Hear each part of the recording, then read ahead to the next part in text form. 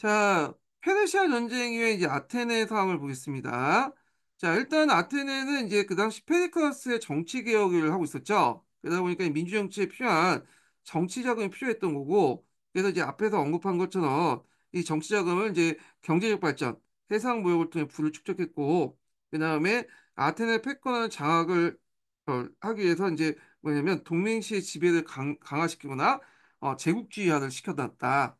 그래서 이제 아테네 제국주의화를 통해서 거의 약탈을 했다 이렇게 보시면 되겠죠. 그 당시 이제 내부적인 상황을 보면 페르시아의 위험이 계속 존재했죠. 세 번에 거쳐서 이제 페르시아 침략을 막아냈긴 했지만 페르시아는 강대국이었죠.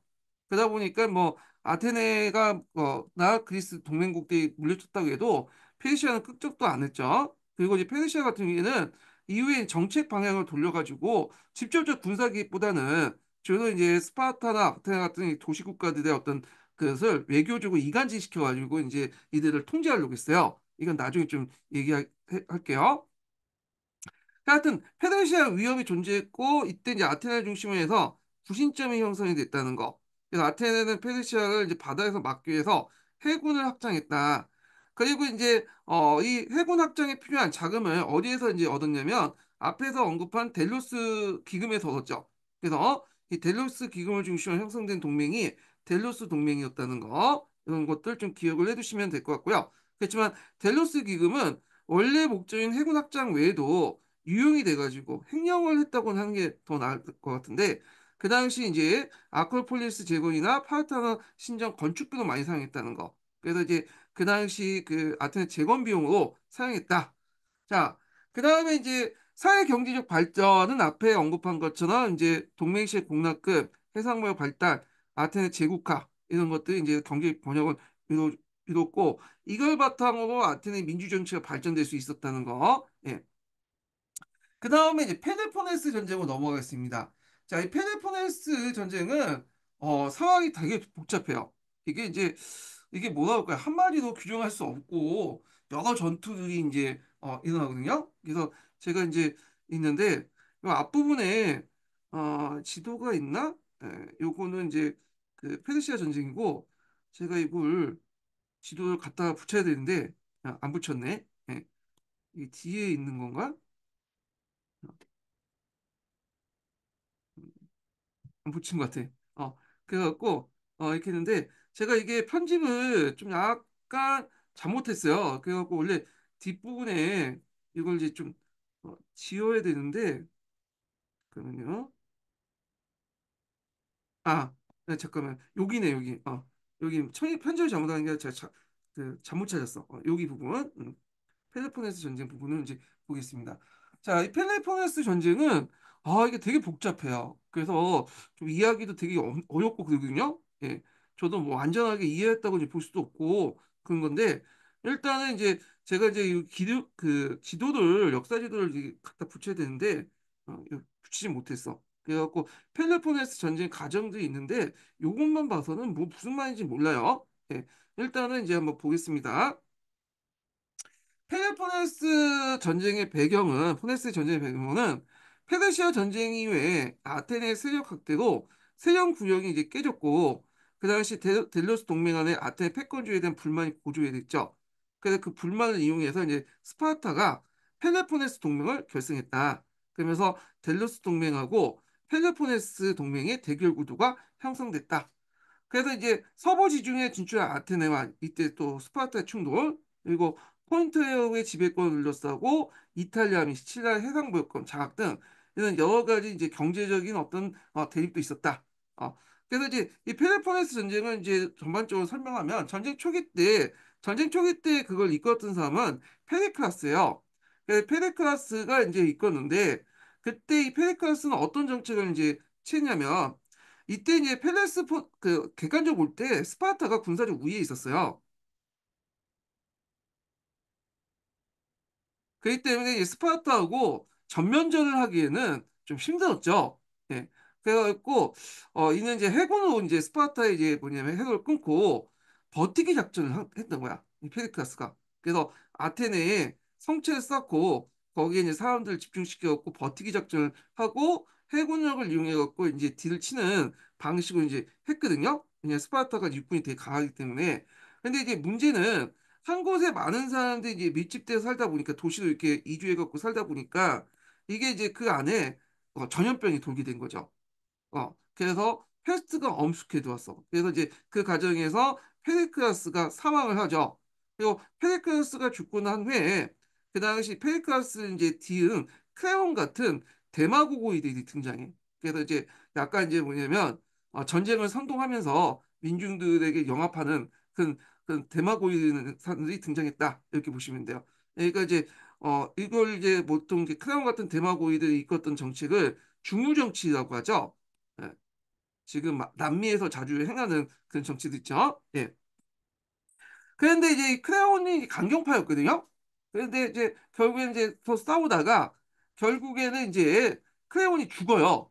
그리고 저 스파르타도 제 이름은 기억이 안 나는데 저 강경파도 죽고 그래서 이제 니키아스를 중심으로 해갖고 이제 평화 회담이 일어나서 잠깐 이제 니키아스 평화가 지속이 돼요. 회담을 맺고. 그렇지만 이것도 잠깐이고요. 스파르타 내 아테네에서 이제 호존파가 대두되고 그 다음에 이제 그 동맹식 이탈 형상이 나니까 야, 안 되겠다. 이걸 다시 이제 전쟁을 해가지고 이제 하자. 그래서 이 알키비아데스의 주장에 따라서 시치라 대원정이 나요. 여기 이제 보시면 이- 여기 있죠. 그래서 이제 시칠라가 이제 원정을 하는데 이 원정하는 과정에서 이제 문제가 뭐가 생기냐면 이 알키비아데스가 그날 스파르타에 이제 붙어갖고 그 뭐냐면 우리를 위험한 곳으로 이끈다. 지금 모함이 일어나니까 이 알키비아데스는 이제 잘못하면 끌려가서 죽거든. 그러니까 스파르타 도망을 가버린 거야. 그런데 이제 스파르타에서 이제 나름대로 조언했는데 이 사람이 좀 잘생겼어요. 예. 그래서 이제 스파르타 그 왕비를 건드렸네? 임신을 시킨 거야. 그래서 이제 결국엔 이 사람도 이제 다시 이제 소아시아 건너갔다가 다시 또 아테네 가갖고 좀 하다가 또 모함받고 아테네에서 이제 도망가서 저쪽 이제 소아시아 건너갔다가 거기서 또 공격받고 이제 암살 당하는데 하여튼 기구한 인생이야. 이 알키비아데스, 이 소크라테스의 제자라고 하죠. 자, 그래서 이제 알키비아스가 이제 스파르타 도망가니까 이 니키아스가 이제 지휘하는 아테네군이 이제 했는데 니키아스가 좀 약간 무능하거든요, 군사적으로. 그러니까 이제 결국에는 실패했다. 이렇게 했고 결국에 시칠리아 이제 원정 후에 가도파가 400인을 구성했어요. 그래서 민주파 세력들이 이제 그 구성했으나 민주파 세력들이 다시 회복하고 스파르타가 또 마지막 결전을 하게 되는데 이때 스파르타가 우리가 보통 스파르타는 육군이라고 이제 얘기하고잖아요. 근데 어, 해군력을 키우기 시작해요. 그리고 예전에 이제 뭐 헤이로타이 같은 경우에는 이제 전쟁에 참여시키지 않았는데 이 당시 3단 노선을 이제 운영하다 보니까 이제 많은 노군들이 필요하죠. 그러니까 이제 헤이로타이들도 전쟁에 참여시켜 노군으로. 그래서 이제 뭐냐면 스파르타 그 동맹국들이 아이고 스포타메이 전투에서 그 해전이죠. 여기 아테네를 패배시켰다. 그래서 이제 여기가 요 전투죠. 여기가 상당히 결정적인 전투예요. 아이고 스포타이머 전투에서. 결국에는 이제 아테네는 뭐냐면 패배를 하게 되고 그때 테베가 그 당시 아테네는 이제 테베도 이제 그 당시 스파르타 편에 붙어갖고 이제 아테네 공격했거든요. 이거 살려둬서는 안 된다. 그런데 이제 스파르타는 무슨 말이야? 그래도 아테네가 예전에 페르시아 전쟁에서 스파르타를 이제 격파하는데 큰 역할을 했기 때문에 아테네는 살려줘 그 아테네는 이제 뭐냐면 그 파괴하지 않고 살려주고 독립 허용하고 다만 군사력만 제거하자 해서 테베가 아테네를 제거하자는 요청을 거부를 하죠. 근데 테베가 그 주장을 했던 건 뭐냐면 아테네가 없어지면 이제 지역 패권을 테베가 장악할 수 있는 거고 스파르타도 이 아테네 살려줘야지만 테베를 견제할 수 있기 때문에 정치 목적에서 이제 이렇게 했던 거예요. 예, 요 관련된 내용 아테네 이제가 나중에 전쟁 끝난 후에 테베가 요걸 이제 뭐냐면 다 없애자 아테네를 파괴시키려고 했는데 스파르타가 살려는 줬다라는 거 군사력을 이제 파괴한 채. 자, 그 후에 그러면 스파르타가 주도권을 장악했냐? 잠깐 주도권을 장악했고 다시 아테네 테베가 또 뭐냐 부흥하죠. 그래서 아테네 테베 스파르타 간의 삼각 간의 어떤 세력 균형이 다시 이루어져요. 잠시 이제 아테네가 이제 쇠퇴할 뿐이고 자 그래서 그 결과 어 그 그리스의 정치적 통일은 저 불가능했고 그 다음에 이제 아테네 중부 정치의 폐해가 포출됐고요. 그리고 정치 그 결과 이제 스파르타가 잠깐 이제 주도권을 장악했지만 그 주도권이 났고 그다음 테베가 이제 이어받은 다음에 테베도 또 주도권을 이제 상실하죠. 그래서 아테네, 테베, 스파르타가 이제 삼각군역을 이룬 가운데서 누가 개입하냐? 페르시아가 개입을 하죠. 그래서 얘네들을 이간질 시켜버린 거야. 그래서 이제 이런 내용들 좀 기억을 해두시면 될 것 같고요. 자, 그럼 펠로폰네스 전쟁 이후에 그리스를 보겠습니다. 요 부분이 예전에 기출문에 나왔죠. 요게 여기 또 이것도 되게 복잡한데, 자, 뭐 정치적으로 보면 통일성이 없고 분리주의 경향이 강화됐고요. 그다음 폴리스 상호 간의 대립과 분쟁이 격화됐다는 거. 그리고 이제 스파르타 대응해가지고 아테네와 이제 테베가 다시 동맹을 결성했고, 그다음에 대외적으로는 앞에서 언급한 것처럼 이렇게 페르시아가 그 간섭을 하죠. 서로 단합하지 못하고 서로 이제 갈등을 일으키니까 그래서 이제 결국에는 스파르타가 한때 장악했던 소아시아의 지배권을 상실하게 돼. 어. 그리고 또 북쪽에서는 이제 신흥 강대국들 마케도니아가 등장을 했다. 예, 이렇게 보시면 되고요. 그러면 이제 아테네 상황을 볼게요. 요게 예전에 기출문에 나왔던 건데 펠로폰네스 전쟁이 끝난 후에 전쟁 직후에 스파르타 수비대의 후원으로 그러니까 이 스파르타는 전쟁이 끝난 후에 아테네, 테베 등등 여러 도시 국가들의 병력을 주둔해요. 그래서 내정을 간섭하게 돼. 그것 때문에 이제 뭐냐면 한때 테베 스파르타에 붙었던 테베도 이거 반발 때문에 이제 그 스파르타가 내정 간섭 때문에 뭐냐면 반발해갖고 스파르타 대항하게 된 거죠. 자, 하여튼 이때 이제 뭐냐면 스파르타의 수비대 후원으로 30인 참주 가두제가 이제 수립됐죠. 곧바로 붕괴되죠. 요 관련된 내용이 여기 기출문제에 나왔던 거죠. 요게. 예. 그리고 다시 민주정치가 회복되고 요때 민주정치는 뭐냐 대마고구도 이끌었던 이제 민중영합주의, 중우정치 성격을 강하고요. 이때 이제 소크라테스가 이제 처형당하는 시기가 요 시기예요. 왜냐면 앞에서 이제 그 알키비디아스가 있잖아요. 이 알키비아데스가 소크라테스의 그 제자였어요. 그래서 이제 이 소크라테스가 이제 뭐냐면 좀 의심을 많이 받고 있었어. 뭐 스파르타 붙었고 뭐 또 해가지고 그래서 이제 또 얘네 주장 내용이 뭐냐면 좀 신을 믿지 말라는 이런 식의 주장을 하다 보니까 그 당시 이제 스파테스가 의심을 사서 이제 죽게 되는데 자 하여튼 그때 이제 아테네가 이제 다시 세력을 회복한 후에 제2차 해상동맹을 맺게 되죠. 이 제2차 해상동맹이 뭐냐? 그럼 제1차 해상동맹이 뭐냐면 제1차 해상동맹은 델로스 동맹이에요. 델로스 동맹의 다른 별칭이 제1차 해상동맹이고요. 이 2차 해상동맹은 그 다음 맺은 그 두 번째 동맹이에요. 예. 근데 보통 이제 1차 델로스 해상동맹이라고 하지 않고 그냥 델로스 동맹이라고 하고 있고 요걸 이제 제2차 해상동맹이라고 하는데 자, 그래서 이때 이제 테베하고 동맹을 맺고 스파르타를 대상으로 낙소스 해전에서 크게 승리하고요. 근데 이제 테베가 점점 이제 커지니까 아테네가 이제 테베하고 또 손을 단절하죠. 그러면서 동맹이 붕괴됐다. 그러면서 이제 아테네, 테베, 뭐 스파르타가 이제 뭐 삼각 군영을 이루게 되는데 얘네들도 보면 서로 질투하고 시기하고 이게 단합이 안 돼. 이렇게 보면 자, 그래서 예전에 한번 시험 문제 나왔던 게 뭐냐면 크세노프라는 사람이 시험 문제 나왔죠. 이 크세노프 헬레니카는 그 썼던 저서를 남겼더니 크세노프인데 이 크세노프는 어떤 사람이냐면 용병 대장이에요. 이 당시 이제 그리스인들이 맨날 지네끼리 치고받고 싸우다 보니까 전투기 만넷을 찍었거든요. 근데 그 소문이 그 당시 이제 페르시아에도 알려졌어요. 그래서 이제 페르시아에서 그리스 용병을 많이 이제 뭐냐면 데리고 오는데 특히 그리스가 좀 못 사는 국가들이냐. 그러다 보니까 이제 그 당시 이제 스위스 용병처럼 그리스 용병 출신이 페르시아에 많이 갔었어. 그 중에 한 명이 크세노프예요. 그래서 크세노프가 이제 페르시아에 갔다가 그 당시 이제 그 페르시아 내전인가 하여튼 거기 왕위 계승에 잘못 참여해갖고 이제 결국에는 어 그 만나보지 못하고 그 주인을 만나보지도 못하고 돌아오게 되거든요. 그때 병력을 이끌고 이제 돌아오는 과정을 적어놓은 곳이 헤레니카야. 그래서 이 헤레니카의 내용이 예전에 그 시험문에 나왔어요. 예, 2년 전에 되게 어려운 문제인데 이걸 내더라고. 그래서 하여튼 크세노프하고 헤레니카 관련된 내용을 좀 읽어보시면 될 것 같고 그래서 이거 한번 읽어볼게요. 요게 이제 펠로폰네스 전쟁 그 가정하고 이제 직후 사항들이 나와 있는데요. 자, 펠로폰네스 전쟁 이후에 코린토스와 테베는 아테네 파괴에 예속할 주장했다. 이렇게 있죠. 여기에서 테베가 시험 문제 났어. 테베가 이때 펠로폰네스 전쟁 때 페르시아 쪽, 그 스파르타 쪽에 붙었죠. 예. 그래서 테베 입장할 때는 아테네 살려둘 경우에 언덕에서 다시 부흥할 수 있으니까 이참에 죽이자 이렇게 했는데 스파르타 입장할 때는 아테네를 이제 뭐냐 죽일 경우에 테베를 견제할 수 없잖아요.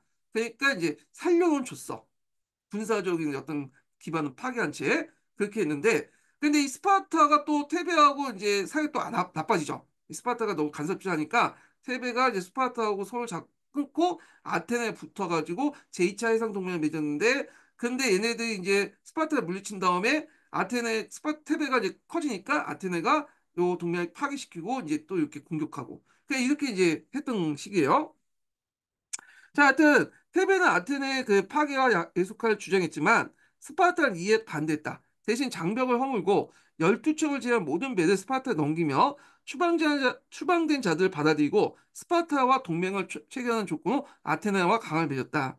그래서 이제 아테네 이제 300인 그 가두정 관련된 내용이에요. 그래서 아테네에서는 30명의 템플로 선출되어 스파르타와의 강한을 이행하기 시작했다. 또한 새로운 체제를 위한 입법을 늦추면서 민주정을 비롯한 당시 주요 인사를 체포하고 처형했지만 그렇지만 이것도 잠깐이고 곧바로 붕괴됐다. 이렇게 보시면 되죠. 자, 그 다음에 전쟁 직후의 스파르타 상을 볼게요. 그 스파르타는 각 폴리스에 군대 감독관을 파견했어. 그러니까 예전에 아테네가 했던 짓을 반복했는데 훨씬 더 강도 있게 했던 거죠. 그리고 고액의 공납을 요구했다. 그 한때는 이제 그 스파르타 편이 들었던 테베도 갈려져 나간 거죠. 예. 그 다음에 이제 페르시아 충돌을 했어. 이 페르시아 뒤에서 막 자기들 조종하고 그러니까 이참에 이제 페르시아 내분을 이용해갖고 소아시아 지역에 출병을 해서 했지만 오히려 한 대만 상실하고 페르시아와 강화 조약을 체결하겠다. 이렇게 보시면 될 것 같아요. 예. 그래서 요게 상당히 이제 복잡한 내용이거든요. 그래서 요거 내용을 제가 이제 여기에다 밑에 적어놨어요. 예. 그래서 한번 읽어보세요. 뭐 중요한 건 아닌데 읽어보시고, 요거는 한번 읽어봐야 되겠네. 제가 읽어볼게요. 예. 요게 이제 뭐냐, 크세노프가 이제 왜 페르시아에 갔는가, 요 내용이야. 이 사람이 이제 그리스 용병으로서 페르시아에 고용되어 갔는데, 이게 다시 이제 뭐냐, 돌아왔거든요. 그 관련된 내용 한번 볼게요. 자, 페르시아 왕위 계승 다툼에 키로스 왕이 고려 용병으로 참전했다. 이게 크세노프가. 크세노프만 아니라 크세노프 밑에 다른 그 부하들도 같이 참여했어요. 자, 이 전쟁에 키로스가 정사함으로써 10,000명에 달했던 그리스 용병 부대는 오도 가도 못한 신세가 되었는데 이때 크세노프는 부대원들의 투표를 통해서 그 지휘관에 선출되어 그리스인을 안전하게 흑해연합까지 철수시킨데 성공했다는 점입니다. 그래서 기껏 갔는데 키로스 왕은 이미 내전을 통해 죽었어. 그러니까 이제 붕 뜬 거죠. 그러니까 이제 다시 돌아오는 을 이제 돌아가자 해서 이제 결국에는 결정해서 이제 돌아가는 그 길인데 그래서 이제 그 당시 이제 흑해 연합을 통해서 이제 들어가려고 했던 거죠. 그리고 이제 스파르타 왕의 용병 활동에다가 조국 아테네 비롯한 그리스 연합군의 전투에 참여해서 승리를 거뒀다.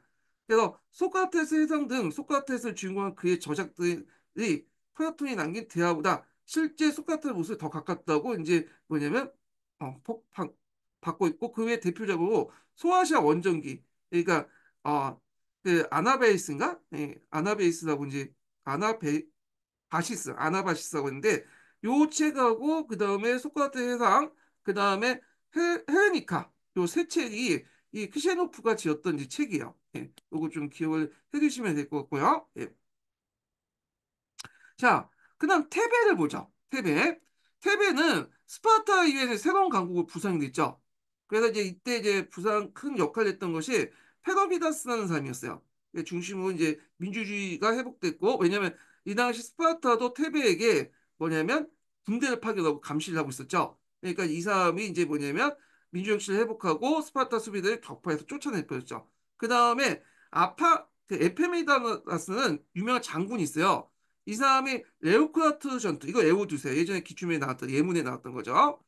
요거는 이제 사선진으로 이제 유명한 거야. 예. 그래갖고 이제 어 싸울 때 보통 이제 전쟁을 할 때 이제 보통 어떤 식으로 이제 전쟁을 하냐면 중장보병을 배치할 때 요 양쪽 끝을 뭐냐면 좀 강한 애들 배치시켜요. 정예병들을.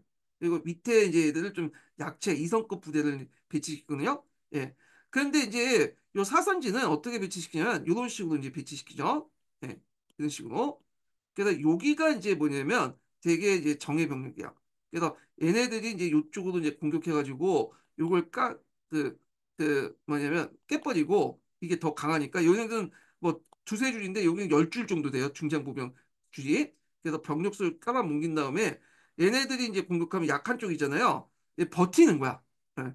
버티고 있으면 얘네들 이걸 깨고 여기에서 돌아가서 이제 뭐냐 모로 역할을 이제 하는 거죠. 딱 뒷받침이 있으면 얘들이 이제 망치 역할을 하는 거죠. 예. 그래서 이런 식으로 이제 사선진 역할을 이제 해서 새로운 전법을 이제 개발했다고 해요. 그래서 이 레오코트라 전투에서 크게 승리를 했다는데 이때 버티는 부대 중에 하나가 뭐냐면 신성대라는 부대가 있었어요. 신성대. 이 태배. 여기 뭘로 유명하죠? 동성영예자 부대도 유명하죠. 그 당시에는 이제 그리스 사람들이 군인들끼리 이제 남자끼리 동성애가 되게 활발했었거든요. 그래서 서로 간에 이제 연인들을 지키기 위해서 이제 뭐냐면 열심히 싸운 거죠. 예, 여기 버티는 부대로. 그래서 이제 주력이 여기를 격파할 동안 얘네들 버티고 이제 있다가 얘네들이 이제 여기를 딱 진을 치면 여기서 얘네들이 이제 여기에서 뒤에 후방을 이제 진을 치면 곧바로 공격하는 그런 체제였는데 이 사선지 전투가 이제 되게 유명하다. 레오크트라 전투. 자, 하여튼 이때 이제 스파르타군을 격파했다. 이때 이제 스파르타군은 상당히 이제 뭐 힘이 약해졌어요. 왜냐하면 앞에서 얘기했지만 그 펠로포네스 전쟁 과정에서 스파르타인들이 많이 죽었거든요. 시민들이. 거기에다 이제 그 얘네들 규모가 적잖아요. 그러니까 나중에 가면 1,000명, 2,000명밖에 한 사람 없었어. 거기다 이제 대부분 그 당시 스파르타 군들은 이 시민들이 싸우는 사람도 있지만 대부분은 뭐냐면 이제 어떤 사람들이면 스파르타의 이제 동맹국들 있죠. 그다음 페르우이코이 심지어는 자기 적대인 헤로투까지 여기 끌고 가고 전쟁을 했던 거죠. 예. 자, 하여튼 스파르타의 메세니아 헤르토들이 살고 있는 메세니아를 공격해서 점령하고요. 헤르타를 이제 뭐냐면 해방을 시켰죠. 그러다 보니까 이제 뭐냐면 스파르타가 경제적으로 크게 이제 타격을 받게 돼요. 왜냐하면 헤르타이들이 이제 경제 뒷받침하고 그걸 바탕으로 해서 뭐냐면 군대를 유지했는데 그게 안 되잖아요. 거기다 스파르타 이제 시민단 자체도 축소되고 많이 죽고 하니까. 그래서 이제 스파르타 대신에 패권을 장악했지만 테베도 오래 가지 못했다. 결국에는 이제 테베 스파르타, 아테네가 다시 또 뭐냐면 이렇게 견제하는 삼각구도가 이제 이루어졌고, 자, 요렇게 지네끼리 치고받고 싸울 때 딱 페르시아가 지켜보고 있었죠. 예. 그래서 이제 그 당시 그 페르시아가 알타키다스 평화조약을 이제 체결해요. 그래서 그리스 도시 국가들 모아놓고 이렇게 이제 했는데 그 내용은 뭐냐면 페르시아는 아시아 국가들에 대한 그 자신의 지배권을 확립하고 다른 그리스 국가들의 독립을 보장하며 평화를 준수하지 않는 국가들에서 페르시아 왕이 직접 전쟁을 벌이겠다. 그러니까 이제 지금 이렇게 분열된 그리스인들이 통일되지 않고 지네끼리 치고받고 있는 그 형태, 그 지금 그 균형이 그 당시 뭐 테베라든지 스파르타라든지 아테네가 서로 간에 이제 통합하지 못하고 서로 갈등하는 그 사태를 계속 현상 유지를 하겠다는 거야. 현상 유지를 해야지 페르시아한테 유지하죠. 괜히 누가 이제 시민 강해져가지고 뭐냐면 통일해 버리면 페르시아한테 공격할 거 아니야. 페르시아를 대상으로 공격할 거 아니에요. 그러니까 페르시아 입장 때는 이렇게 분열된 현상 유지 정치를 계속 유지하기 위해서 그냥 알타키다스 평화조약을 이제 체결했다. 이렇게 보시면 되겠죠. 그래서 이게 이제 서양사 강좌에 나와요. 이거는 개론에 있는 내용이 아니에요. 예. 그 의도를 보면 그리스 국가들이 독립운동을 보장함으로써 그 당시 독립을 보장함으로써 페르시아의 대규모 강대국의 등장을 방지하고 페르시아 왕의 정치 영향을 계속 증대시키려고 했다. 이렇게 보시면 돼요. 그래서 이런 페르시아의 이간 정책 때문에 한동안 그리스의 도시 국가들이 통합을 제대로 못했다. 물론 그들 자체도 이제 문제가 있는 거지. 그래서 이제 나중에 이제 어떤 소리까지 나면 이 페르시아가 이제 그리스 독립을 이제 그리스의 통일 국가를 형성에 방해가 되는 거잖아요. 그래서 그 페르시아를 치자라는 그 여론이 형성되고 이것이 이제 그 이행자가 마케도니아의 필리포스 2세죠. 그래서 필리포스 2세도 이제 그리스 통합한 다음에 이 여론에 따라 페르시아를 치려고 했는데 치기 전에 죽게 되고 그걸 이제 이어받은 사람이 알렉산더 2세, 알렉산더 대왕이죠. 예, 이렇게 연결돼서 이제 보시면 될 것 같고요. 자, 그래서 이제 요 과정들을 제가 이제 좀 약간 이제 나라별로 아테네, 스파르타, 테베 이런 식으로 이제 얘기를 했는데 제가 이걸 다시 이제 정리해서 이제 기출문제 분석에서 적어놨어요. 예. 그래갖고 이제 이게 되게 이제 복잡해. 요거 내용이 상당히 복잡하고 하는데 한번 읽어보세요. 예. 그래갖고 이제 있는데 이게 내용이 너무 복잡해가지고 하여튼 저도 정리하는데 좀 힘들었어요. 그래서 서양사 강자, 그다음 서계, 그다음에 이제 다른 그 일반 이제 그리스 고대 그리스 책들 이제 바탕으로 해서 이렇게 기출문제 분석을 만들었거든요. 그래서 한번 읽어보시면 될 것 같고요. 예. 자, 그 다음에 이제 펠로포네스 전쟁의 사회 경제는 완전 쫄딱 망했다. 이렇게 보시면 돼요. 그러니까 4세기 초반에 경제 발전했지만 중반 이후에 해상 무역의 주도권을 이제 상실했고요. 그러니까 전체 이제 그리스 어, 도시 국가들이 해상 무역의 주도권을 이제 페니키아에 상실했다 보시면 돼요. 자, 그러면서 실업자가 증가되고 그 다음에 빈민이 속출하고 정치적 혼란이 됐다. 사회적으로는 시민 공동체가 성격이 상실되면서 그 당시 선동 정치가 등장하고 그 다음에 이제 뭐 정치에 무관심이 확산되면서 또 공직 및 국력 기피가 많아졌어. 심지어 스파르타에서도 이제 뭐 도망가는 사람이 많아. 전쟁을 많이 하다 보니까 젊은 사람들이 원래 이제 도망을 가요. 지금 우크라이나도 비슷하죠. 우크라이나도 초창기 때는 막 전쟁한다고 막 젊은 사람들이 막 참전했는데 지금 다 도망가잖아. 자, 그래서 결국에는 이제 전쟁하는 사람이 없다는 거야. 전쟁에서 이제 젊은 사람도 많이 죽고 그 다음에 도망가고 그러다 보니까 아테네, 스파르타 등등등에서 뭐가 출연되냐면 용병이 출연돼요. 용병들이 일종의 용병, 직업적인 용병들이 이제 중부장 대신에 중장보병 대신에 얘네들이 대체됐다. 근데 이 용병들이 돈을 받고 열심히 싸우긴 하는데 문제는 이제 이들이 이제 마음만 먹으면 또 뭐냐면 군대를 동원해갖고 쿠데타를 일으키고 그래요. 그러니까 정치 혼란이 더 가속화됐다. 이렇게 보시면 되겠죠. 예. 자, 그럼 이때 이제 아테네와 스파르타 세태 과정을 이제 좀 봤어요. 그 정리를 해봤거든요. 그래서 이제 대충 보고 넘어갈게요. 그래서 스파르타 세태 배경을 보면, 자, 동등자의 감소. 아까 있잖아 스파르타 시민단이 축소되죠. 전쟁 과정에. 그러다 보니까 인원이 이제 줄어들게 되고, 그러다 보니까 부족한 이제 병력들을 이제 페리우코이나 헤르타를 동원해갖고, 했다. 그리고 이제 그 스파르타 군대가 이제 해외 원정이나 주둔이 일상화되다 보니까 여기에서 보고 드는 것들이 되게 많을 거 아니에요. 예전에는 이제 꾹꾹 참고 살았는데 저기 보면 아테네나 이제 테베나 뭐 여러 그리스 도시 국가를 보니까 잘 먹고 잘 살아. 그러다 보니까 이제 뭐냐 욕심이 생기겠죠. 그리고 그러다 보니까 이제 사람들이 이제 뭐냐면 이렇게 부정부패에 빠지게 되고 이제 화폐 경제에 접하다 보니까 축제욕이 이제 뭐냐 강화되기 시작해요. 그리고 그 당시 이제 또 여자들도 문제인데 스파르타 여자들도 오랫동안 이제 뭐냐면 남편이 군대에 나가 있었잖아요. 그래서 남편들이 이제 돈을 이제 송금해 오면 그 손을 그 송금된 돈을 어디에 땅을 투자해 땅을 투자해서 투기를 하게 돼요. 그래서 이제 여러 가지 이제 문제점이 있고 그 다음에 이제 시간이 지나면서 뭐냐면 동등자가 감소하고 그 다음에 도망가고요. 그러다 보니까 이제는 시민군이 아니라 외국 출신의 용병들이 군대를 이제 하죠. 그리고 또 용병대 금륜을 마련해서 또 해외 원정을 하고 근데 이제 결정적으로 메세니아가 독립을 해버리죠. 그다음에 경제적 기반이 약화됐다. 그래서 이제 스파르타 같은 경우에는 나중에 안전심이 약해져갖고 그 알렉산더도 아예 무시해버리죠. 이건 나중에 좀 얘기해 볼게요. 자, 그다음에 아테네 세태 배경을 볼게요.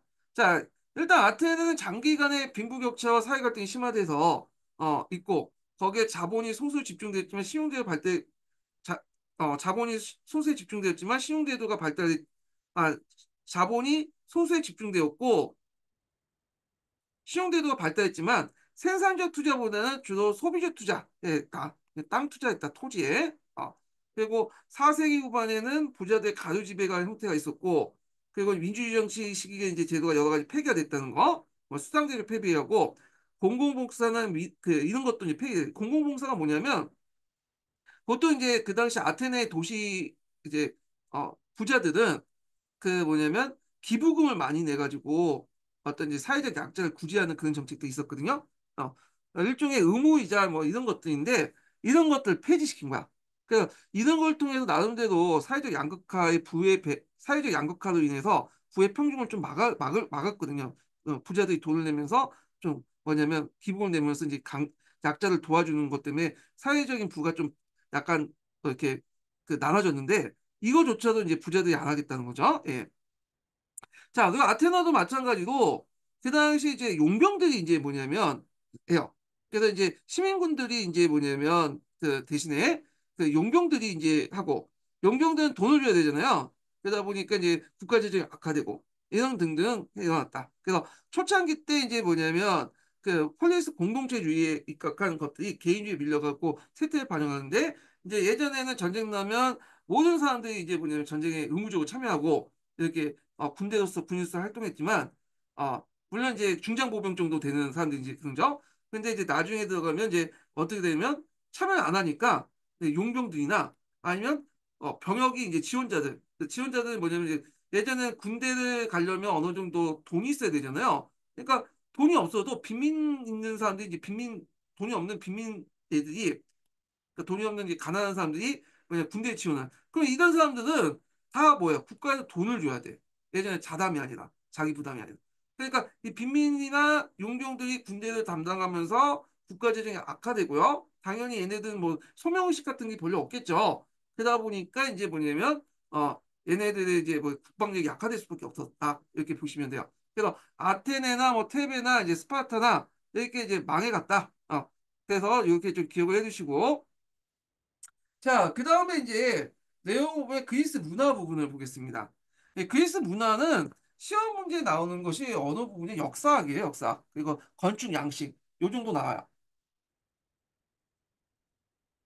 그래서 거기에 초점을 맞춰서 이제 공부를 해주시면 될 것 같아요.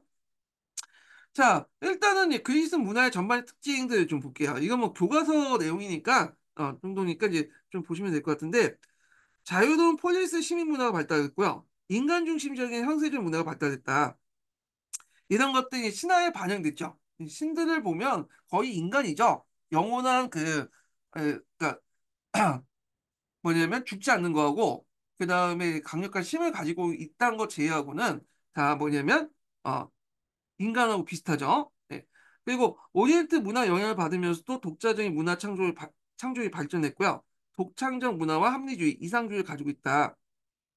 그래서 보통 이제 그리스 문화하면 합리주의, 그다음에 또 조화와 균형 이렇게 키워드 두 개가 있잖아. 합리주의, 이상주의고 조화와 균형을 강조했다. 자, 그래서 이게 후에 이제 이때 이제 헬레니즘에 영향을 미쳐. 그래서 그리스의 문화는 기독교 문화와 함께 서양 문화의 이대 지주 역할을 했다. 이렇게 있고요. 그 다음에 뭐 다신교고 올리푸스 신이 있고, 그다음 델피 신전에서 신탁을 받았다는 거. 그 철학을 보겠습니다. 철학.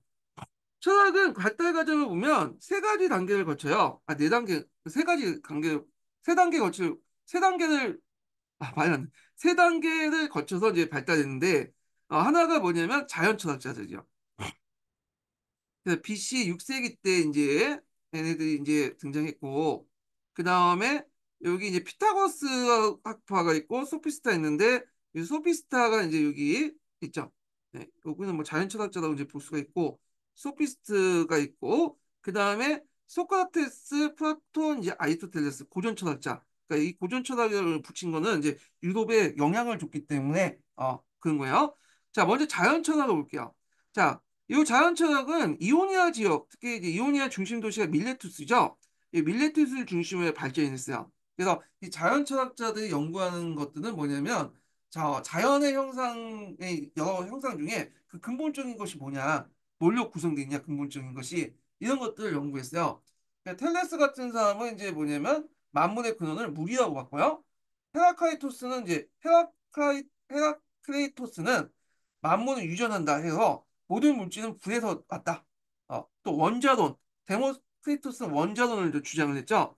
그래서 이제 이런 식으로 해서 우주를 형성한 만물의 어떤 근원을 연구하는 철학이 발달됐다. 그래서 이제 주로 자연 세계의 어떤 근원 이런 걸 했는데 뭐 시험 문제 나올 것 같지 않아서 제가 이제 가감히 생략을 했어요. 그래서 제가 심화 교재에서는 좀 많이 적어놨긴 했거든요. 설계 내용이나 뭐 이런 걸 참조해갖고 그래서 이제 그 자연 철학자가 있는데 요것만 이 사람만 좀 기억을 해두시면 될 것 같아요. 탈레스 정도? 네.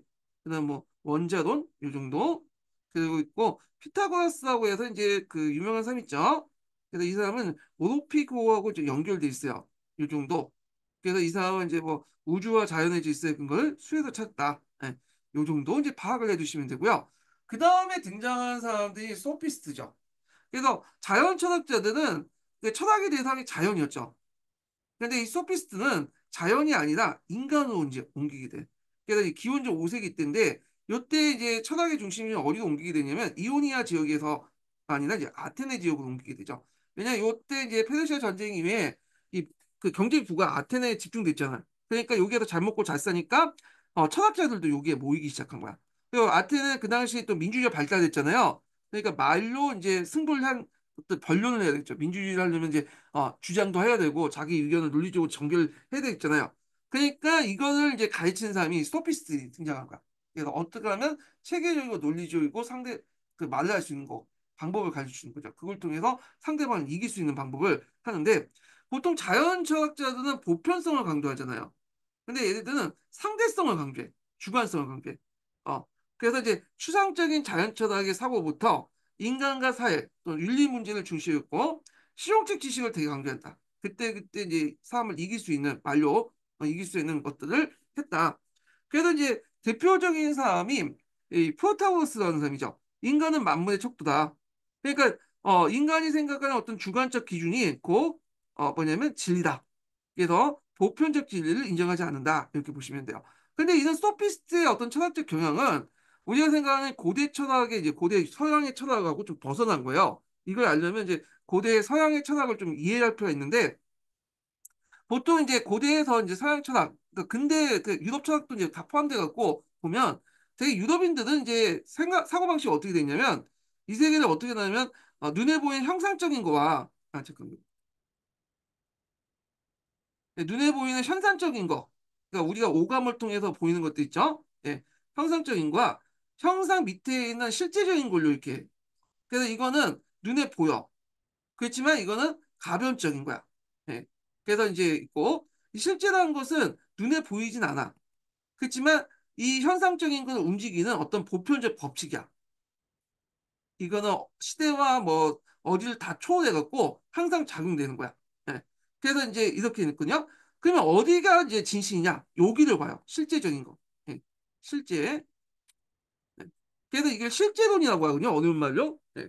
그래서 이제 보통 자연 철학자들이나 그 다음에 뒤에 이제 소크라테스, 플라톤, 아리스토텔레스는 형상적인 것보다는 형상 밑에 깔려 있는 이제 뭐냐 근원적인 것들, 이 실제적인 것들, 보편적인 것들을 찾으려고 해.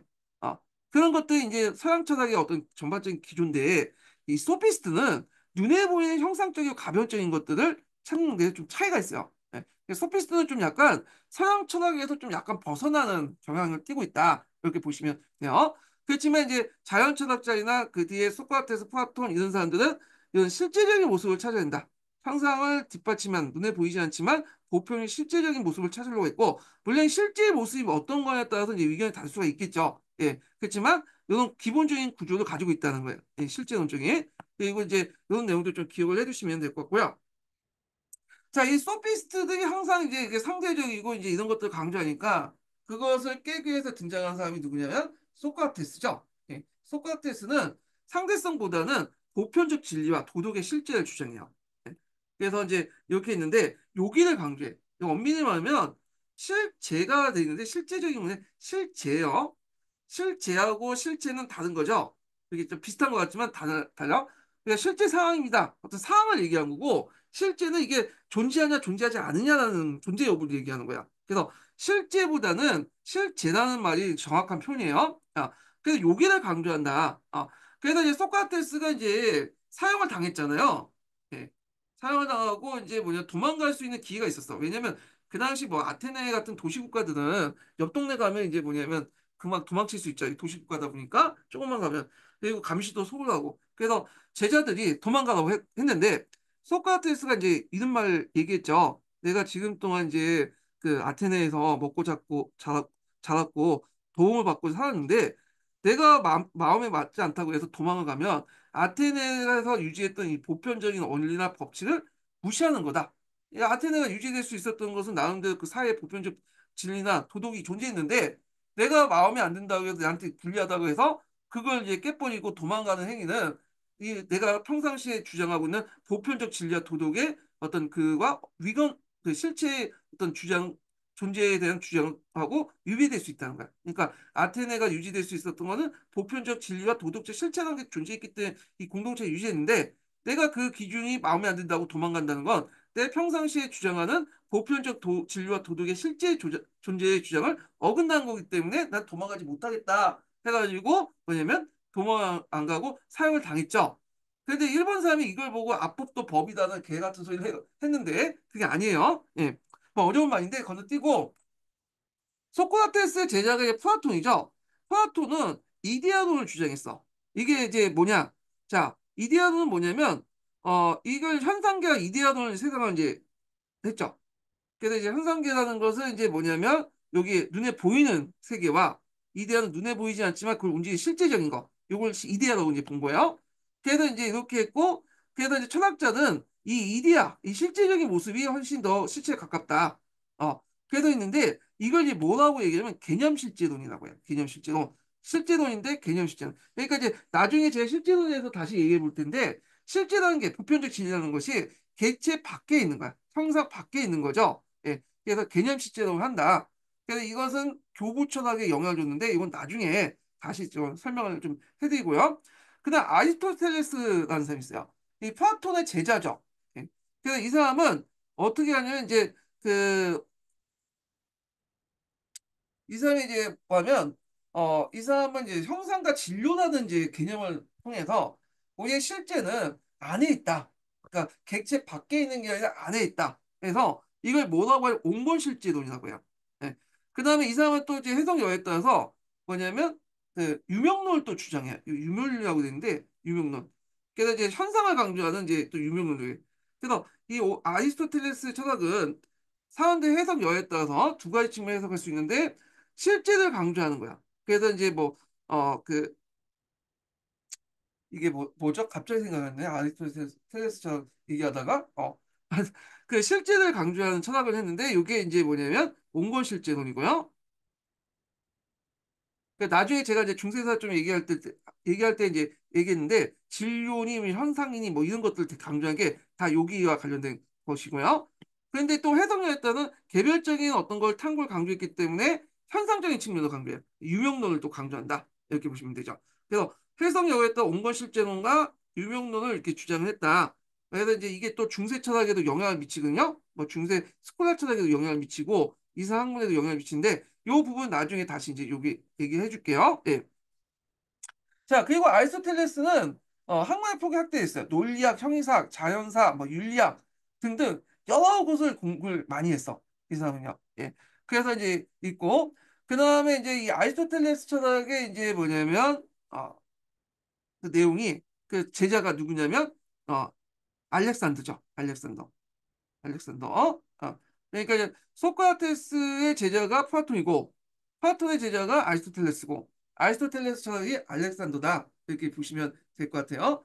그래서 이제 요 내용을 일일이 설명하면 좀 좋을 것 같은데 다 설명하기 좀 다 그래요. 시간 관계상 뭐 중요한 것도 아니기 때문에 그래서 제가 이거 정리를 다 해놨어요. 소피스트도 있고 그 밑에 이제 뭐냐면 고전 철학에서 소크라테스, 플라톤 철학이 있고요.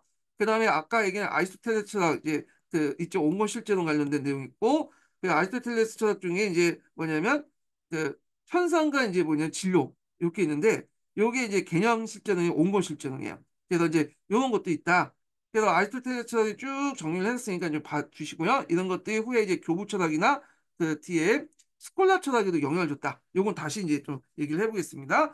그러니까 요 고는 이제 뭐냐면 이 철학적인 부분은 고대 그리스 철학에서 나온 게 아니라 중세 철학, 신학과 연결돼서 나오기 때문에 그때 가서 이제 자세히 설명을 할게요. 예. 자, 그 다음에 이제 볼 게 뭐냐, 역사죠, 역사. 그래서 시험 문제 많이 나오는 것은 문학 부분에서 역사예요, 역사 거의. 그래갖고 이제 있는데 항상 뭐가 나오면 헤로도토스하고 투키디데스 이 사람 비교해서 이제 문제가 나와요. 이 사람들. 예. 자, 그래서 이제 있는데 여기 들어가기 전에 마지막 인증번호 알려드릴게요. 마지막 인증번호는 어 29번입니다. 네, 마지막 인증번호 29번이에요. 자, 헤로도트스는 이제 역사의 아버지라고 하죠. 그래서 역사는 이제 그 역사책을 썼는데 뒤에 투켄티데스도 역사를 썼어. 근데 이제 책 이름이 동일하잖아요. 그래서 이 구별하기 위해서 그 당시 그 헤로도트스의 그 역사를 페르시아 전쟁사라고 하고요. 그 다음에 투켄티데스의 역사를 부제로서 펠로포네스 전쟁사라고 해요. 이 부제가 훨씬 더 알려져 있죠. 자, 그래서 이제 이렇게 있는데 요거 자, 헤로도토스의 역사는 그 페르시아 전쟁에 관련된 내용을 썼어요. 그래서 이 페르시아 전쟁을 어떻게 인식을 했냐? 두세 개의 어떤 대립을 봤죠. 그래서 문명사를 배경한 전쟁사며 전제와 자유의 투쟁이다. 자, 이런 인식이 이제 후에 이제 서양에서 페르시아 전쟁을 보는 인식에 큰 영향을 줬다. 이렇게 보시면 되고요. 자, 이 사람은 이제 페르시아, 이집트, 그리스, 그러니까 이탈리아 등 여러 지방을 거쳐서 여행을 했어요. 그래서 자기가 보고 드는 것도 있고 전해 드는 것도 적고 뭐 신화나 민담이나 이런 거 다 적었어. 예. 그래갖고 이제 문화적 선화가 그다음에 전설이나 사료에 대한 무비판적 정확성이 겨루는 비판을 받고 있다. 그러니까 역사가 아니라 역사가 문학이라고 보시면 돼요. 역사가 문학이면서 신화라고 이제 봤다. 근데 이게 이제 보통 정근대 시대 때 랑케사학 이전에 서양 역사의 주류예요. 역사학이 독립되지 않고 문학이나 신화에 예속된 형태를 보이고 있다. 이렇게 보시면 되겠죠.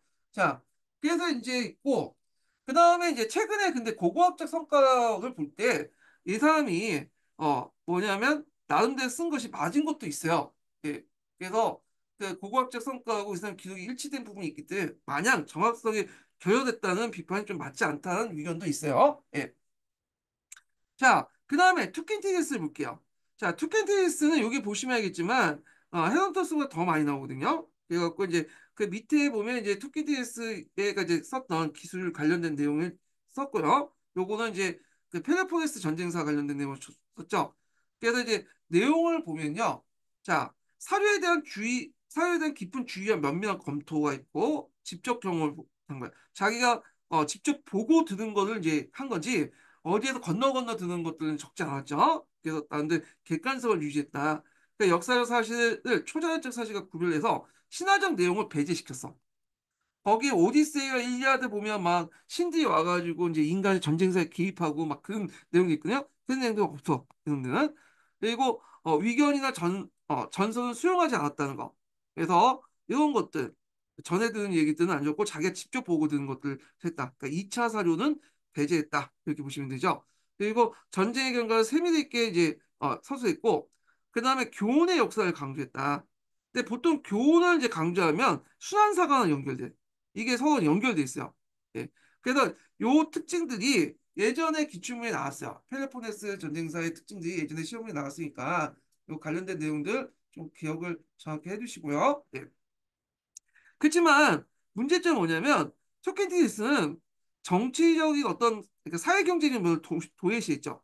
그래서 이제 아테네의 어떤 사회, 경제, 문화 부분을 해서 문화를 이제 외면했다는 거. 그래서 전쟁의 가정, 인과관계에만 집중적으로 이제 그 저수했죠. 그리고 그 배경이 되는 어떤 사회, 경제, 문화에 대해서 종합적인 어떤 시각 같은 게 없어요. 근데 이에 반해서 헤로토스는 이게 종합적이죠. 페르시아 전쟁에 대해서 단순히 페르시아 전쟁의 어떤 기록뿐만 아니라 그거 둘러싼 어떤 문화, 사회, 어떤 이런 것들 전반적으로 다 다뤘다는 게 특징이에요. 예.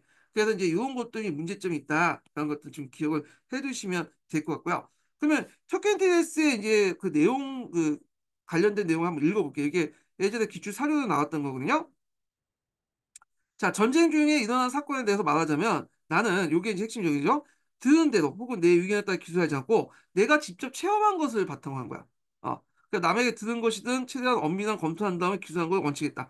내가 직접 보고 들은 것들 그리고 남한테 들은 것들도 이걸 사료 분석 비판을 통해서 뭐냐면 맞는 것만 기술했다는 거죠. 예. 그래서 내가 기술한 역사는 설화가 없다. 전해지는 얘기, 뭐 신화나 민담 이런 것들이 없어서 재미가 없을 것이다. 그러나 과거사에 관한 그리고 인간 본성에 대한 언젠가 비슷한 형태로 되풀이된 자 여기에서 이제 뭐가 나오는 거야? 어 이게 이게 교훈 역사, 교훈적인 역사가 나오죠. 예. 그래서 이제 요게 이제 교훈적인 어떤 역사를 알고 싶은 사람들에게는 내 책이 유용할 것이다. 미래 사람 중에 그 당시 전쟁 과정을 좀 알고 싶고 거기서 뭔가 교훈 얻고자 하는 사람에게 유용할 것이다.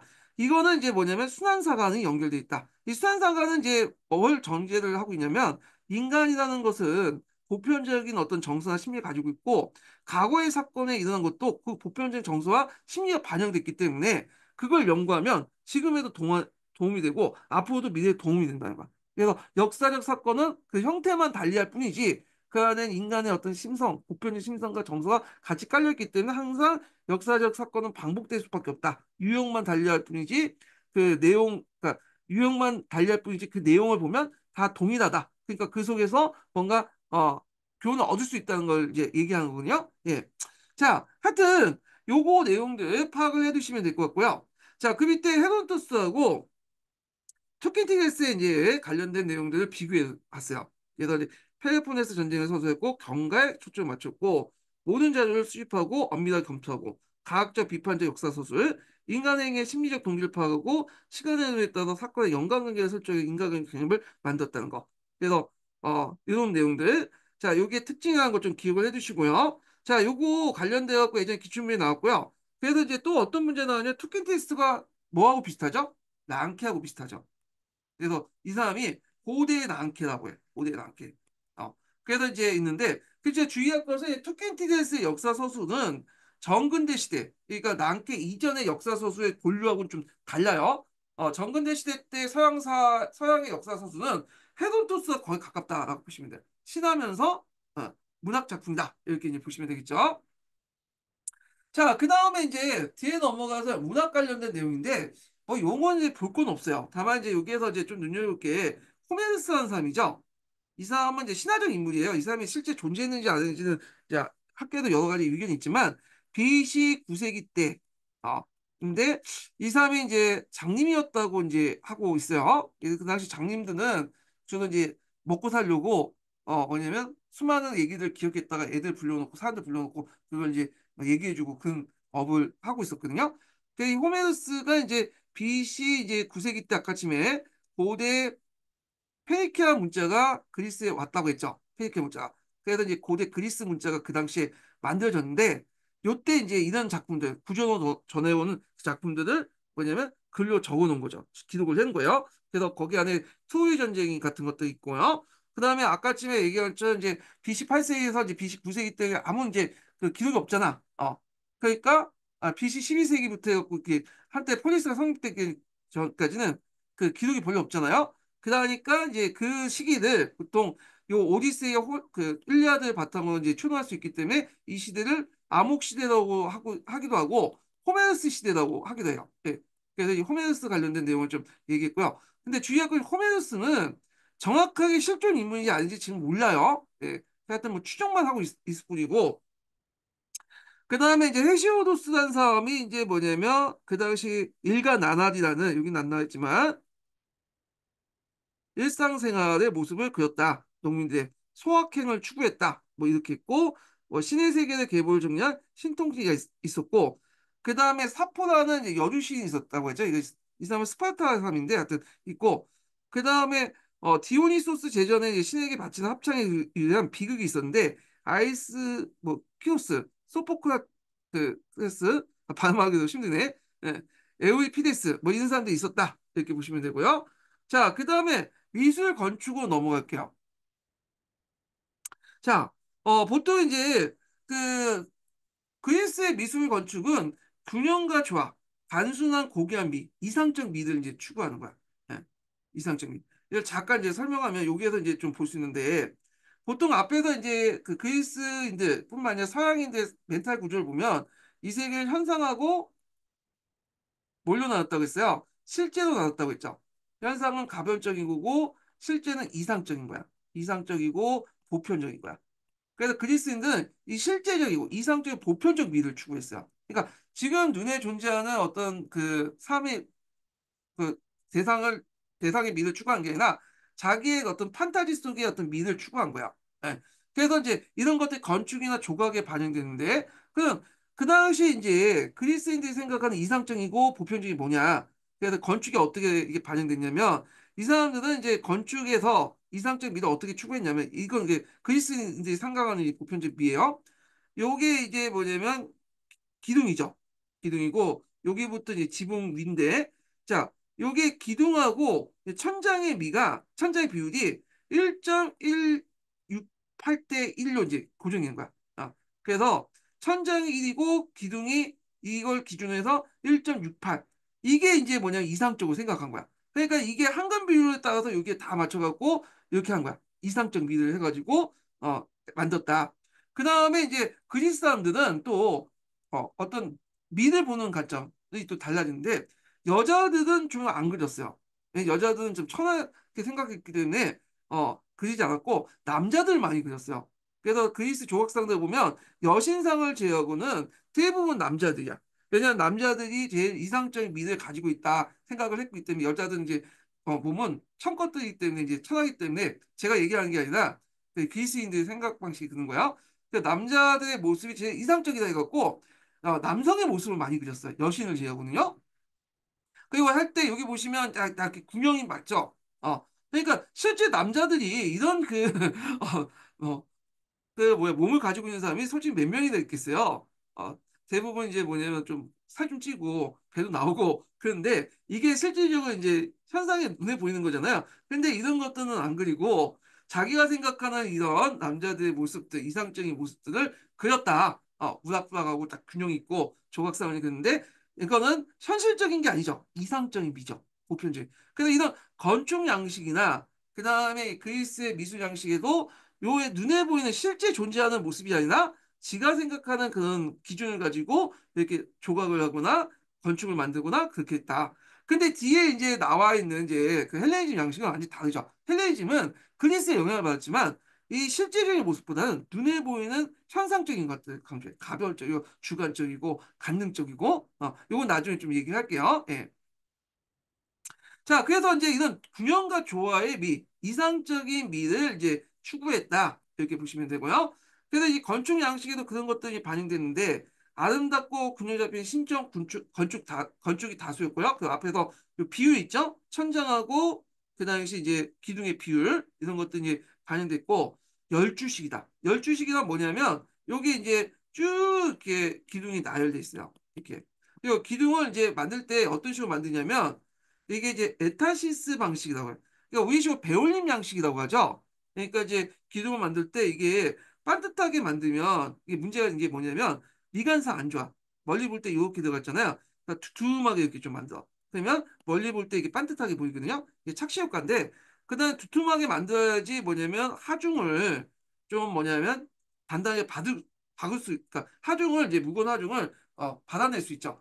이렇기 때문에 이제 엔타시스 같은 이제 뭐냐면 그 기둥 양식을 만들었다는 거죠. 예. 그래서 이제 이런 것은 우리나라도 있어요. 그다음에 주도를 장식하겠다 해서 이제 뭐냐면 건축 양식이 다른데 주도는 어디냐? 여기죠.